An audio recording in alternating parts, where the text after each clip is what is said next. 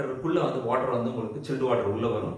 திருப்பி பில்டிங்லேருந்து வர்றது வந்து பார்த்தீங்கன்னா ஹாட் வாட்டர் உள்ள வரும். திருப்பி வந்து உங்களோட ரெஃப்ரிஜரண்ட் அங்கே உள்ள இருக்கிற ரெஃப்ரிஜரண்ட் வந்து அந்த ஹீட்டெல்லாம் அப்சர்வ் பண்ணிட்டு உங்களுக்கு சில்டு வாட்டர் திருப்பி வந்து ரிட்டர்ன் கொடுக்கும். மேபி இப்போ வந்து அந்த எவாபரேட்டர் காயில் உள்ள வர வாட்டர் வந்து ஒரு 12 டிகிரி செல்சியஸில் வருது அப்படின்னா அதில் இங்கேருந்து வெளியில் போகும்போது ஒரு 7 டிகிரி செல்சியஸோ 8 டிகிரி செல்சியஸோ உங்களோட செட் பாயிண்ட் என்னவோ அது வழியாக போகும்.